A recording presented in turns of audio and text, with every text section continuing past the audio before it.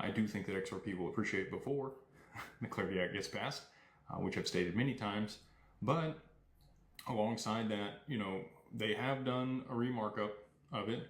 I've seen the full thing.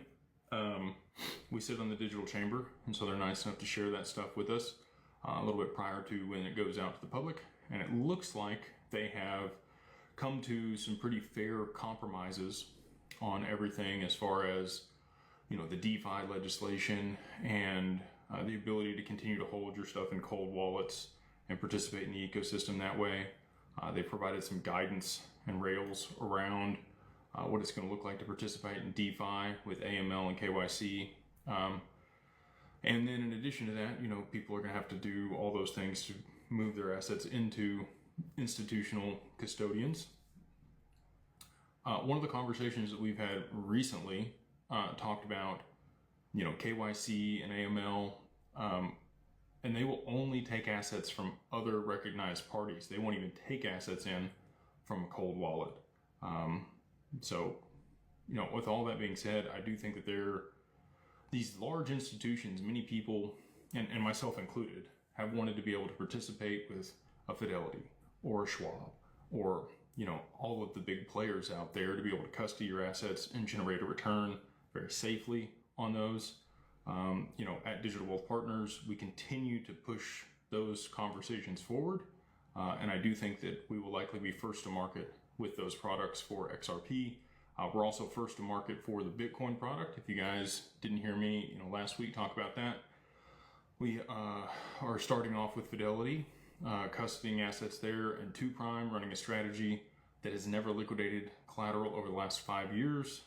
Those that put in Bitcoin in 2020 are up 38%. They have 38% more Bitcoin today than they did when they started. So if you put in 100 Bitcoin in 2020 into the strategy, you would now have 138 Bitcoin today here in 2026.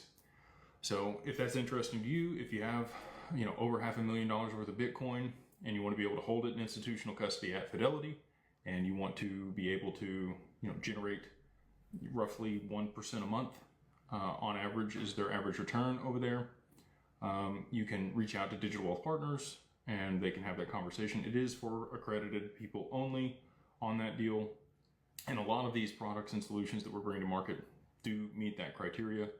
We are a regulated, financial institution, and therefore have to meet all those obligations and reporting requirements and all that stuff. So all that being said, if you do meet that criteria, you do have that much Bitcoin, and you want to be able to generate a return on it, then reach out to Digital Wealth Partners. Looking forward to some of the products we're going to be bringing to market for XRP this year. We'll talk more about those as they do come to fruition. So with Clarity Act, again, they put together that markup, and it looks like they were going to, talk about it tomorrow. Well, that didn't happen. They've kicked the can a couple days down to Thursday this week, which is the day before the government shutdown, to leave that lingering out there in case things don't play out in a certain amount of time.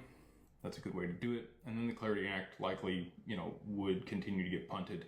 And like I've talked about before, if we don't get something done this month, it looks like it's probably going to be at least Q2 with the government shutdown and midterms before, they're actually going to be able to mark that up and get it through the Senate, back to the House, and then over to the president's desk.